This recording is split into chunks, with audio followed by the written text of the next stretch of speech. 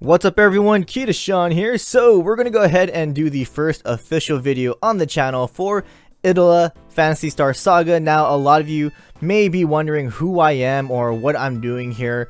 On my first video I did on Idola over at my channel, I mentioned that I wanted to get more knowledge, I wanted to get used to it, and be more comfortable, learn more about the game. So I'm here at Maria Academy Studio to find our resident bunny who's the expert. Hold up right there. Is this seriously like the second time our studio's been invaded in the span of a month now? What's going on here? Oh, hi there. Why, hello there. Well, I guess this is a bit awkward, but anyways, people, welcome to Maria Academy, Idola edition. Now, hold on, I know a lot of people are probably gonna like skewer me for this, that I'm saying like it's Idola and stuff like that, because I know I want to call it Idola, but you know, the Japanese, they write it as Idola, so I'm just gonna call it that. But anyways, today is a bit of a special episode as I actually do have KitaSean here as my guest, which I almost completely forgot, which is why I panicked earlier. But yeah, he's gonna be here to help me explain to all you guys what Idola is all about, and you know, we'll be diving quite a lot into the game's workings, and hopefully you can understand more about the game as much as we are. Now hear me out, okay? Before anyone literally comes up to me and be like, "Hey Azelyra, why would we want to play this game? You know, we're here for the Phantasy Star Online 2 content and stuff. We don't care about mobile games."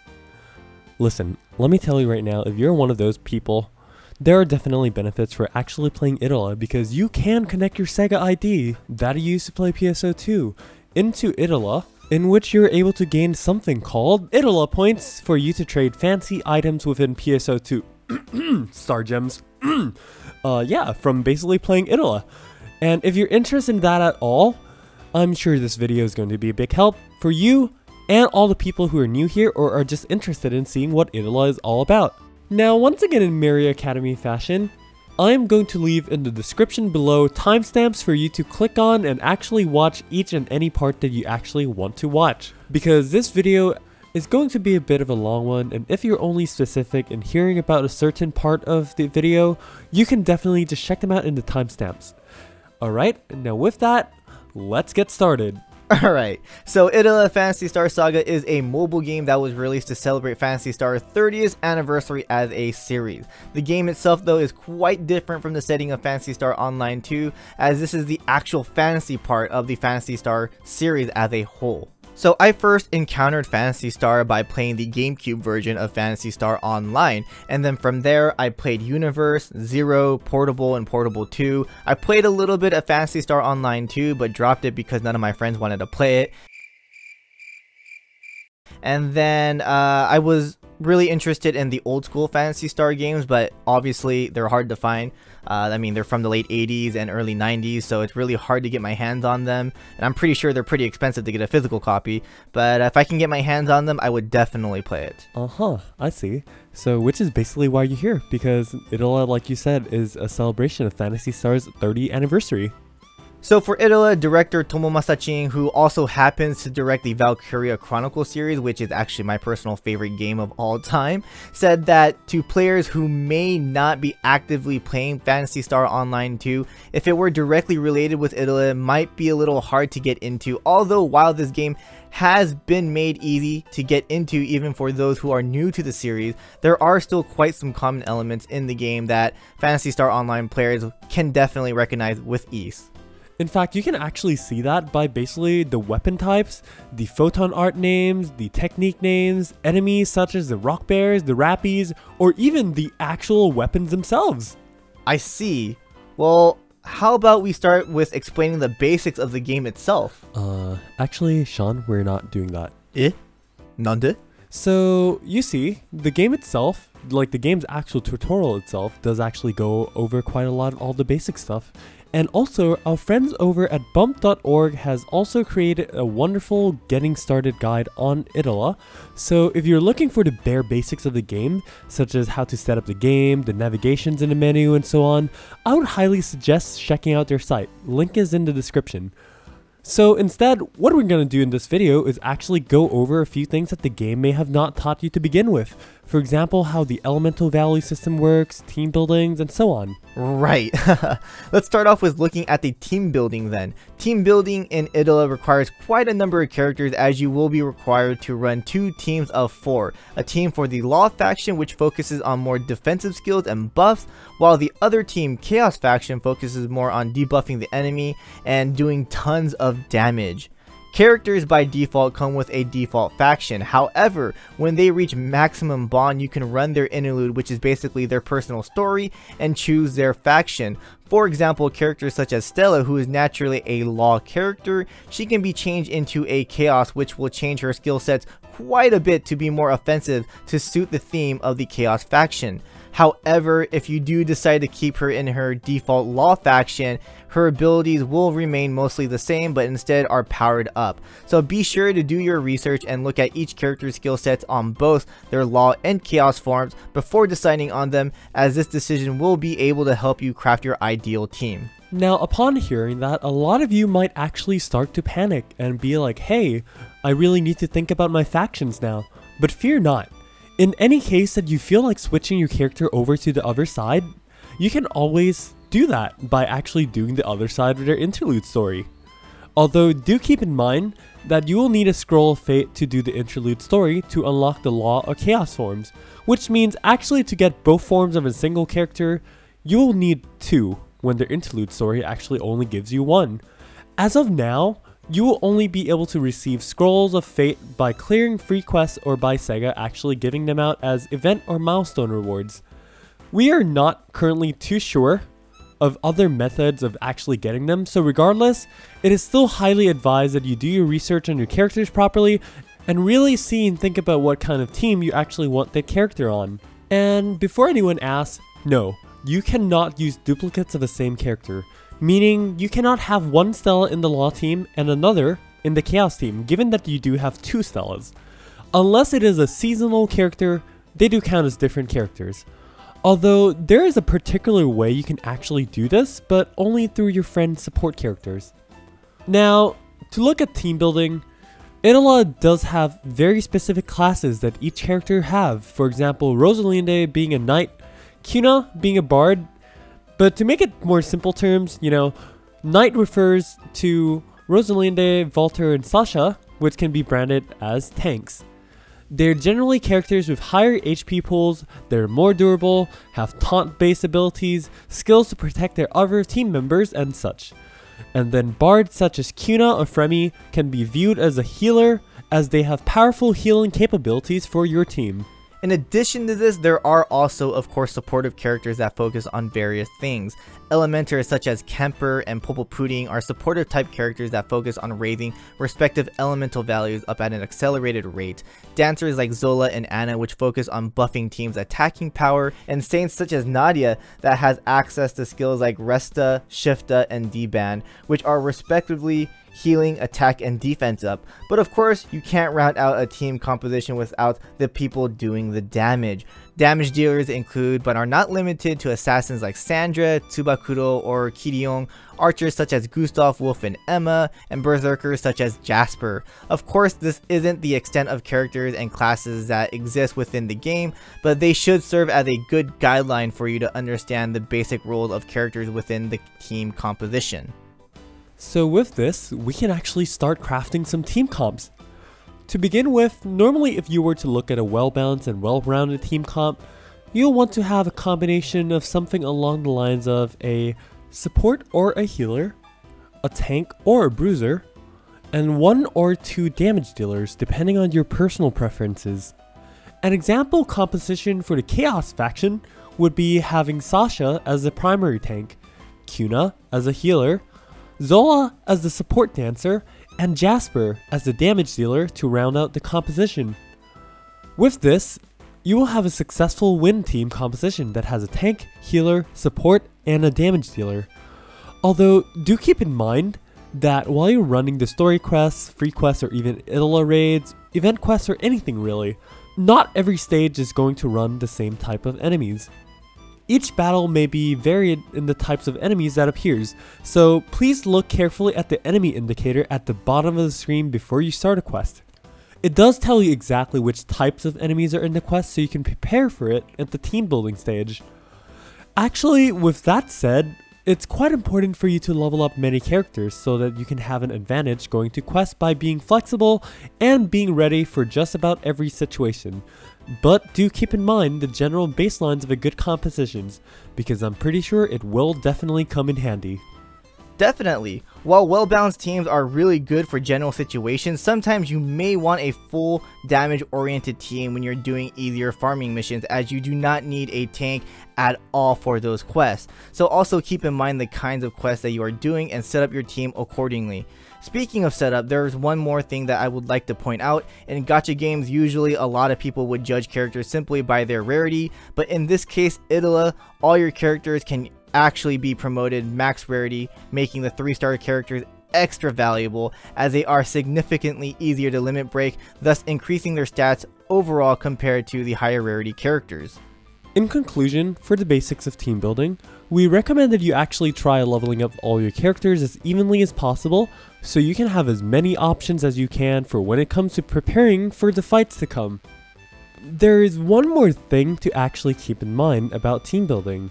It is not usually recommended that you pick out teams with too many variations in elemental types because how the elemental values in this game actually works. An elemental value itself is a very important combat mechanic in Idola, so let's go over it. To put it simply, you should look at elemental values as basically numbers and decimals. The bare basics of it is when you hit an enemy with a neutral element using a character skill that is not an elemental blast.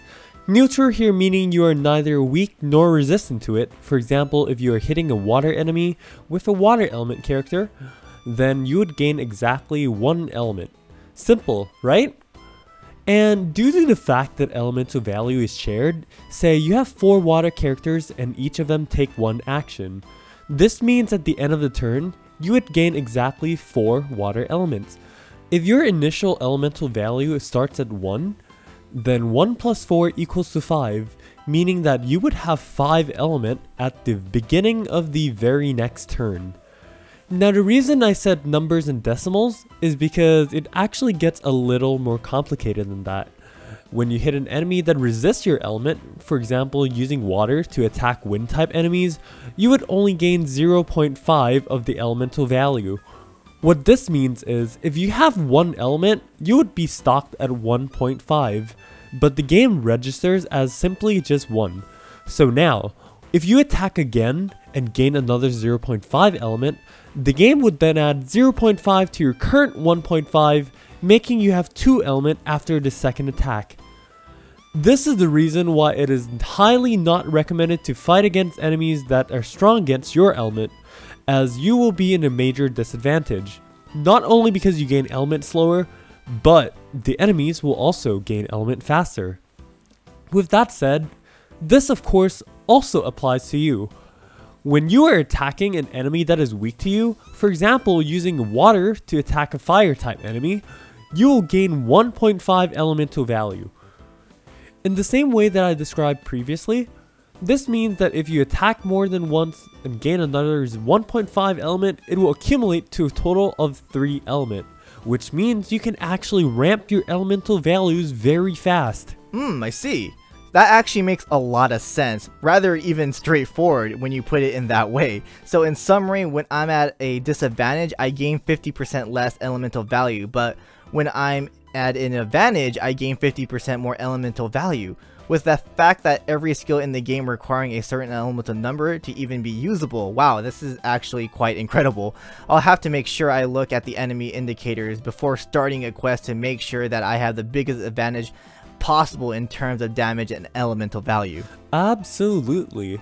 Although while there are other means of increasing elemental values, for example special parameters on your symbols or skills from elementers and all that stuff, be sure to keep these basics in mind and you definitely become a master at overcoming your enemies with accelerated elemental gain. Now that you mention it, let's go through how to create and enhance all our weapon and soul symbols, shall we? Sounds good to me. So to begin with, the basics of it is that there are two types of symbols, the soul symbol and the weapon symbol. Soul symbols are more or less specific or situational effects that only happen once a turn, for example an attack boost once a condition is met, or HP restorations as such. Now weapon symbols are the important part, as they are permanent stats and effects that will stay with you throughout the entire quest. Now a lot of you may be thinking that you can only acquire these symbols through the gacha. That is actually not the case. What the gacha gives you are level 5 versions of the symbols when you draw it. However, it is absolutely not the only way you can acquire these weapon symbols. That is correct.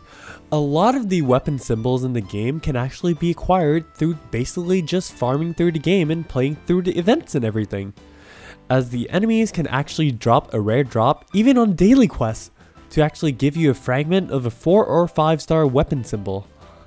While I personally have not seen some weapons in the game yet as drops, I believe that in the future there would definitely be a lot more, because for the past 3 to 4 weeks since the game's release, I've been seeing more and more weapon fragment drops in various quests that I actually have not seen before as well. In your enhancements menu, you can click over to the symbols tab and create the symbols once you've collected enough fragments. You will need 2 fragments for 5-star weapons to create them at level 1, while for 4-star weapons you will need 3 weapon fragments. So the weapon is now made, but it is at level 1. The same fragments that you acquire from the quest can also be used to upgrade these symbols, but depending on the weapon or the soul symbol's level, the amount of fragments needed to upgrade it can be quite a number. For example, you actually need 4 fragments to upgrade a level 9 symbol to a level 10 symbol. At the very base of it, that is how weapon and soul symbol enhancements actually work. But, you know, it actually gets a little more complicated than that. Just a little bit though. As some of you might actually notice, on each different symbol there are different stats and enhancements. For example, this meteor cudgel right here gives you plus 11 defense and 6% critical rate. However, another meteor cudgel here actually only gives you only 9 defense. Why is that? When you level up a symbol, you can get these enhancements and actually choose whether you want to keep your old enhancements or upgrade to new enhancements that you just acquired from leveling up the weapon. If you really wish to completely min-max your weapons and symbols for your characters, this is probably something that you're definitely looking to focus on in the endgame sometime far in the future. All in all though, I don't think drop rates of these things are too bad, because I've actually got a few level 10 symbols after just 4 weeks of playing the game. Hey Azel, what is that iris symbol that you just showed? I don't think I've ever seen that one from the gacha before. Oh yes, the Idola symbols. Yes, that is something I actually wanted to quickly note. These symbols are actually exclusive drops from the Idola battles, and in my honest opinion, I believe they're easily one of the best symbols in the game right now, as the effect of the Aries symbol is basically giving you 2 water elemental value after you use your elemental blast. This is the same for Leo and Gemini ones respectively. Leo giving fire and Gemini giving wind. The reason it is extremely powerful because, as I explained in a section earlier, about elemental values, you know, you actually deplete all of them after you actually use your elemental blast. So imagine being able to restore some of that elemental value right away. That is what these symbols are all about. That sounds absolutely incredible. Although while the Idola symbol sounds incredible, it also is important that you don't disregard the other symbols as well. For example, ones that give you HP restoration or high amounts of attack after a certain condition is met. Which is actually one of the more reasons why I really do enjoy Idola, because there's quite a lot of depth you can get into, and when it comes to crafting a team, setting up weapons, symbols, and a lot more, you can really dig deep into it, as well as customize it basically as how you like to play according to your playstyle. Talking about all this makes me really excited for the future for this game. Like, do keep in mind that all this information that we are talking about is from our experience within the game, which is basically only a few weeks old. So it's already been a few weeks since the release of this game, and the game has surpassed 3 million downloads, which is crazy. So I cannot wait to see what happens for this game in the future. challenge quests, maybe some more free units, maybe some pretty cool new game mechanics, which I actually think the game mechanic for this game is already good, so to think that they can improve it is going to be crazy. With Phantasy Star Online 2 still in play, there are possibilities that we can see some collabs with other games and anime series. I mean, Phantasy Star Online 2 has done that, so I can't wait to see collabs within this game. And I can't wait for more story and more characters, because I actually really enjoyed the first couple chapters of this game, so I just cannot wait to see what happens next. With that, I think that just about concludes our information today on Idola Phantasy Star Saga. For us, we want to know what you think about the game so far and how you see it in the future. We hope you learned something new. And also, if you want to follow us on Idola, mine's and KitaSean's codes will actually be here in the screen. Also, if any of you have any more questions or want to just chat about Idola or find friends to play with and stuff like that, the link to my Discord is going to be down below. I'm actually going to link KitaSean's Discord as well, so you can definitely check out both communities and find friends to play with. But yeah, thanks for watching, hope you guys enjoyed, and we'll see you guys in the next one. Laters!